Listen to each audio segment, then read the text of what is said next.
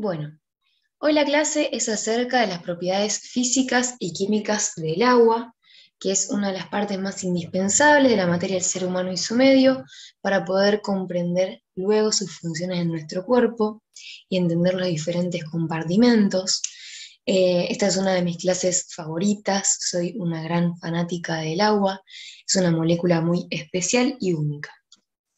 Aquí tenemos primero algunas imágenes, ¿sí?, de agua que yo les contaba en la clase en vivo, de que bueno, acá tenemos la maravilla del agua, ¿sí?, algunas olas, el mar, la playa, ¿sí?, el Caribe, ni hablar que debe ser hermoso porque no lo conozco.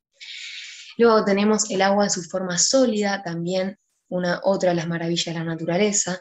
Tenemos la nieve, ¿sí?, los lagos, tenemos algunos arroyos, ríos que conforman todo nuestro planeta Tierra, de un pequeño charco de agua que también tiene un montón de secretos, hasta la lluvia que genera y nos da vida, le da vida a nuestras plantas, y las plantas nos dan la vida a nosotros, hasta un sencillo vaso de agua, ¿sí?, una jarra de agua que es lo que consumimos todos los días, y el hielo que también lo usamos bastante, sobre todo cuando hace calor, algún que otro arroyo más, y muy importante e indispensable, nosotros.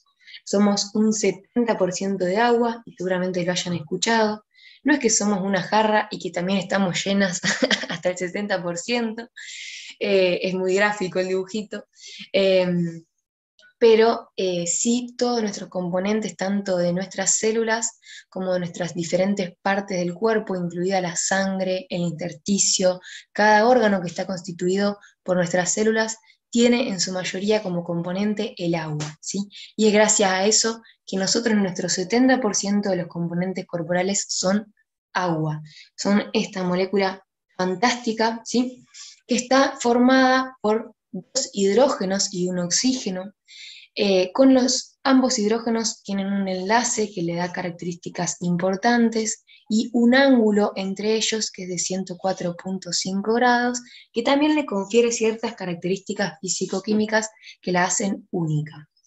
Además, tiene dos polos eléctricos, un polo positivo y un polo negativo, que hace que se llame un dipolo eléctrico, y esto también le da características únicas. Agua es el nombre común que se utiliza para hablar del H2O en estado líquido, ¿sí?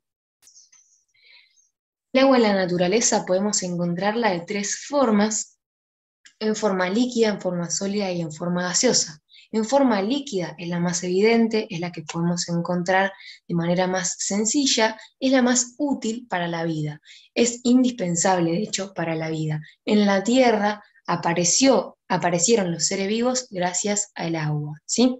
Y seguramente en otros planetas también la debe haber. En su forma sólida se crean cristales que forman y dejan un espacio entre ellos, ¿sí?, un espacio considerable gracias a ese ángulo que tienen las moléculas de H2O, lo que genera que cuando el líquido se transforma en sólido o se congela, ¿sí?, aumenta el volumen del agua. Las moléculas de agua que están todas juntas aumentan en volumen, pero no cambian en masa, porque la masa sigue siendo la misma. Por ende, la densidad, que es la relación masa sobre volumen, si tenemos que la masa se mantiene y el volumen aumenta, que es inversamente proporcional a la densidad disminuye. Eso es lo que permite y lo que explica que el hielo flota, ¿sí? Es por eso que en un líquido, si nosotros colocamos hielo, en un agua colocamos hielo, el hielo flota. Y eso fue lo que ocurrió en los lagos y océanos, que permitió que se formara la vida por debajo de una superficie que podría haberse congelado, ¿sí? Si no estuviese esto, si no tuviésemos la menor densidad frente al estado sólido, el hielo se formaría desde el suelo hacia arriba, hacia la superficie, evitando cualquier tipo de formación o sostén de vida. ¿Bien? Y su forma gaseosa es también conocida como vapor de agua, ¿sí?, que también es muy común, podemos encontrarla siempre que cocinamos y hervimos el agua, se convierte en vapor. Tenemos también, mismo que nuestro cuerpo como termorregulación, utiliza el vapor de agua, ¿sí?, la eliminación de moléculas de agua para poder eliminar calor y así continuar, ¿sí? También el vapor existe como forma gaseosa, también podemos pensar en las nubes, ¿sí? El agua en la naturaleza, esta imagen representa la explicación de por qué la densidad disminuye. Acá tenemos una masa de agua de H2O líquido y acá tenemos una masa de H2O sólido. La cantidad de moléculas es la misma, la masa sigue siendo la misma, lo que aumenta es el volumen porque esas moléculas se separan y crean un espacio entre ellas gracias al ángulo que tienen, generan esta forma hexagonal que forma los famosos cristales de agua, ¿sí? En ciertas condiciones de humedad y de temperatura, así se forman los cristales de nieve, ¿sí? Acá les puse unas imágenes muy bonitas de los cristales de agua. Fíjense qué hermoso este cristal visto al microscopio electrónico. Tenemos no solo un gran cristal, sino que además tenemos en su extremo pequeños cristales que también conforman esa estructura. Y acá tenemos otra imagen de otro tipo de cristal de agua, otra forma de nieve, ¿sí? Un poco el ciclo de agua, que explica cómo se comporta el agua en nuestra Tierra. Tenemos, en primera instancia, cómo los lagos, océanos se evaporan gracias al calor que nos entrega el Sol por radiación. El agua se evapora. Esa evaporación forma las nubes, que seguramente también conocen las nubes. Las nubes son una forma de agua. Esas nubes, cuando se condensan, generan las precipitaciones o las lluvias, ¿sí? En forma de gotas de agua. Esa precipitación genera infiltración de agua en las diferentes tierras, montañas, valles, etc. Y eso se infiltra y pasa a escurrirse o por escorrentía hacia nuevamente las grandes masas de agua, ¿sí? Y ese es el ciclo de agua al cual se mantiene, ¿sí? Siempre en diferentes estados. Y luego tenemos cuáles son estos pasos para convertirse de sólido a líquido, de líquido a gaseoso, de gaseoso a líquido, de líquido a sólido, o de gaseoso a sólido, o de sólido a gaseoso. Parece ya un trabalengua. Tenemos que el sólido a líquido se transforma a través de la fusión. El sólido se fusiona y se convierte en líquido. El líquido se vaporiza y se convierte en gaseoso, en gas, ¿sí? Lo gaseoso se condensa y se forma nuevamente líquido, y el líquido se solidifica y se forma nuevamente sólido. El sólido del agua es conocido como el hielo o también como granizo, ¿sí? Cuando cae granizo, acá en Rosario es bastante frecuente, el granizo es la formación del sólido, a partir de la condensación en líquido y la solidificación en sólido, ¿sí?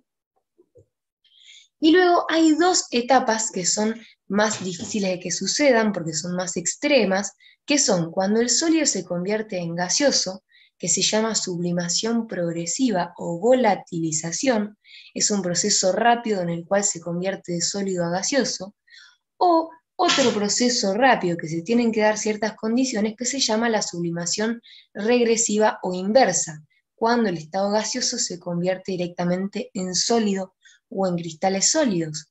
Esa sublimación regresiva o inversa es cuando se forma la nieve y necesita ciertas condiciones especiales como por ejemplo baja cantidad de humedad y baja temperatura, ¿sí? Pasamos a lo que son las propiedades del agua. La clave en entender las propiedades del agua está en la ligadura hidrógeno, ¿sí? En esa característica química y física que genera el ángulo entre ellos que difiere de cualquier otro enlace hidrógeno en la naturaleza. Eso le da 4 propiedades importantísimas, que son disolvente, es el principal medio para las reacciones químicas y metabólicas, es el principal tiene propiedades térmicas que permiten nuestra termorregulación y la termorregulación también de ciertas partes de la Tierra, y la tensión superficial, que es otra propiedad importantísima del agua que quizás ya la habían escuchado en Trabajo y Tiempo Libre en la parte de pulmón, ¿sí? Disolvente, disolvente universal o disolvente general, se utiliza para disolver cualquier tipo de componente, sólido, líquido o gaseoso, ¿sí? Es importantísimo en nuestro organismo y condiciona los fenómenos osmóticos. La ósmosis, que es una clase que vamos a ver pronto, es el movimiento de agua a través de los compartimentos, ¿sí? Y eso es gracias a que es un disolvente general. Es el mejor disolvente que existe en la naturaleza. ¿Hay otros mejores disolventes? Sí, que están hechos artificialmente, que son químicamente producidos por el ser humano. El mejor disolvente que existe es el agua, ¿sí? Disuelve sólido, disuelve líquido, disuelve gas. Disuelve sólido, un ejemplo clásico, el té, el café, ¿sí? Cualquier verdura que ustedes hiervan, disuelve, ¿sí? Y genera una nueva sustancia. También puede disolver líquidos, un jugo o una pintura, ¿sí? Excelente disolución, y en gases también, ¿sí? Así es como transporta nutrientes y gases como el oxígeno o el dióxido de carbono, porque en ellos se disuelven perfectamente en el agua, y desechos, transporta todo eso en sangre y en nuestro cuerpo, lo que la hace indispensable para la vida. ¿Qué pasa con esta característica disolvente? La hace propensa a la contaminación de sí misma. ¿Por qué? Porque puede disolver cualquier sólido, cualquier líquido y cualquier gas, ¿sí? Es indispensable en la medicina comprender y estudiar la potabilidad del agua, la potabilización del agua, la potabilidad, porque no toda agua es consumible. Por ejemplo, algunas imágenes que son fuertes, pero bueno, acá aparece también la cuestión ecológica, ¿sí? Me pongo en modo Maru ecológica, que claramente no soy ninguna genia de la ecología, ni hago todo perfecto, pero tratar de sumar con lo que cada uno puede es suficiente y es un montón, ¿sí? Por ejemplo, tratar de no utilizar tantos plásticos, de no consumir tanta ropa, ¿sí? Tantas gaseosas, tanto, digamos, tratar de no consumir todos esos envases plásticos, esa ropa, por ejemplo, acá se ven plásticos de zapatillas, de cosas. Cada cosa que nosotros consumimos, todo vuelve a la tierra, ¿sí? De alguna u otra forma eso vuelve y le estamos dando algo que no puede, digamos, que no puede degradar, como estos plásticos, ¿sí? Entonces tratar de hacer con lo mínimo posible, tratar de no tirar o consumir cualquier cosa.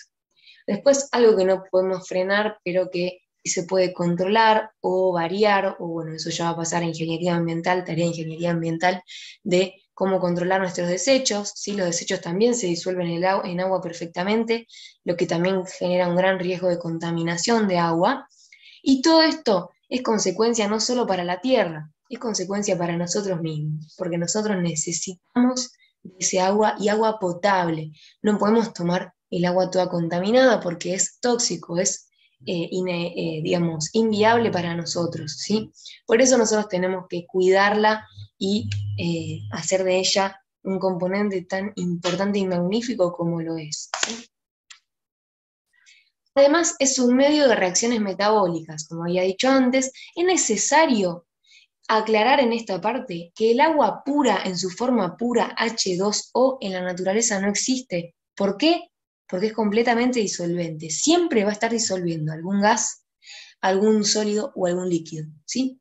Y además, pura es inadecuada para la vida, porque pura es muy reactiva y puede atacar a ciertos procesos vitales que son muy delicados, como por ejemplo tender a asimilar conciertos sólidos de las células que los sustraería de ellas y generaría un daño importante, ¿sí? En otro extremo, el agua demasiado alto en sales, es decir, el extremo de puro, ¿sí? Tampoco tiene viabilidad, o sea, tampoco es compatible con la vida, porque genera un efecto similar. Por ejemplo, el Mar Muerto. El Mar Muerto es un mar que es tan alto en sales, por lo cual no crece ningún tipo de vida y no prospera ningún tipo de vida en ese mar, ¿sí? Y puse como ejemplo, es el medio de reacciones químicas, uno de las partes del metabolismo más conocidas, que seguro la conocen, la reconocen y la van a recontra reconocer, ¿sí? Que es el ciclo de Krebs, que es una de las partes más importantes de nuestro metabolismo. Fíjense cuántas veces, yo lo señalo, aparece el agua, ¿bien? En esta parte, en esta situación metabólica, fíjense qué indispensable que es para nuestras reacciones metabólicas, que son lo que nos da la vida, ¿sí? Vamos a lo tercero, las propiedades térmicas del agua. El agua tiene la alta conductividad térmica, que es lo que permite que iguale las temperaturas de diferentes compartimentos, ¿sí? Y de esta forma hace que zonas que son muy metabólicamente activas no se aumenten de temperatura de manera excesiva y viceversa, aquellas zonas que son metabólicamente más inactivas no falten o, digamos, tengan falta de calor tan excesiva, ¿sí? ¿Qué hacemos? Las zonas metabólicamente muy activas, el agua lo que hace es distribuir ese calor por todo el cuerpo, ¿sí? Distribuye, iguala las temperaturas en los diferentes compartimentos, ¿bien? Además, tenemos alto calor específico.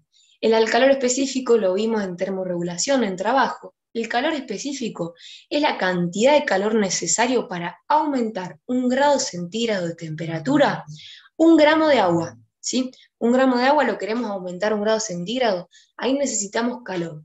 ¿Cuánto calor? En el caso del agua es mucha cantidad de calor, porque tiene alto calor específico. Eso le permite absorber gran cantidad de calor solamente aumentando 1 grado centígrado o entregar gran cantidad de calor solamente disminuyendo 1 grado centígrado y de esa forma no generar cambios extremos en la temperatura de nuestro cuerpo. Es uno de los pilares principales para la termorregulación.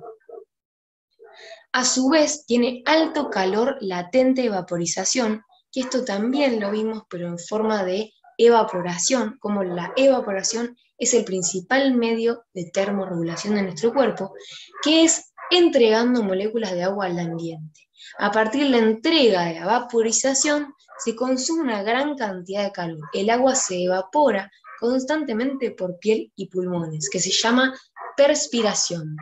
Este mecanismo de todas formas está condicionado o influenciado por la humedad ambiental y no podemos perder calor en forma de vapor cuando la humedad en el ambiente es muy alta. Eso condiciona nuestra termorregulación. Cuanta mayor humedad ambiental hay, más dificultosa es la evaporación y entrega de moléculas de agua al ambiente para perder calor. Eso hace que en las zonas o en los momentos en los que la humedad ambiental es muy alta, se corre riesgo de golpes de calor o de hipertermia, porque nuestro mecanismo principal de pérdida de calor, que es la vaporización, se está condicionado, ¿sí? Y por último, la tensión superficial. La tensión superficial del agua es la más alta que existe en la naturaleza luego del mercurio. Si alguna vez se les cayó un termómetro de mercurio, ¿sí? Cuando se rompe el termómetro de mercurio y el mercurio queda libre en el espacio, tiene una gran tensión superficial, por ende se forman como pelotitas, ¿sí? Es conocido que se forman como unas burbujas, ¿sí? que explican que las moléculas de mercurio se tratan de sostener entre sí, tratan de exponer la menor superficie posible.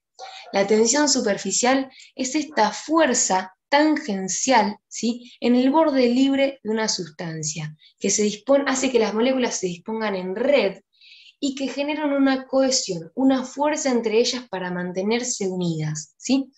Esa fuerza necesita de energía para romperse. Necesita de una energía, por ejemplo, el peso. Es por eso que nosotros no podemos caminar arriba del agua. ¿Por qué? Porque nuestro peso rompe con esa tensión superficial. Además, existen otras sustancias químicas que pueden romper el enlace de la tensión superficial, como por ejemplo algunos detergentes o el conocido surfactante, que vimos en Trabajo y Tiempo Libre. El surfactante se encuentra en los alvéolos y permite que los alvéolos no se colapsen frente a la presencia de moléculas de agua, porque si no, no podríamos realizar el intercambio gaseoso normal. Además, tenemos algunos ejemplos de tensión superficial, pueden ser cuando llenamos un vaso hasta el tope, acá justo bueno, es un agua con gas o algo con gas, no hace falta que sea gaseoso, pero si subimos el agua hasta el límite superior y luego continuamos con un gotero, vamos a ver que se forma como una cúpula, ¿sí? Esa cúpula que se genera son las moléculas de agua sosteniéndose entre sí, generando esa red, esa tensión superficial que la mantiene, ¿sí? A pesar de ya haber superado el límite del vaso que la estaba conteniendo. Otro ejemplo que podemos tener también es frente a cualquier, por ejemplo, con un vaso lo pueden probar también, pero con cualquier contenido que ustedes prueben. Apoyarlo en una mesa mojada, cuando intenten levantarlo, van a ver que es dificultoso levantar ese elemento de una mesa mojada, porque las moléculas de agua de la mesa y de la superficie del vaso o del contenido que ustedes quieran, genera una tensión, ¿sí? Esa tensión, esa fuerza ustedes la pueden sentir intentando levantar un vaso o una fuente o lo que sea de una superficie mojada, ¿sí? Con agua. Y además, otra es cuando pegamos dos vidrios, ¿sí? Si le pegamos dos vidrios con agua en el centro, vamos a ver que también es prácticamente imposible separar esos dos vidrios, guarda, no se corten, ¿sí? Y no prueben lo del mercurio porque es tóxico. No hagan esto en su casa, chicos. Si dos vidrios se unen con agua en el medio, es prácticamente imposible separarlos por la tensión superficial, ¿sí?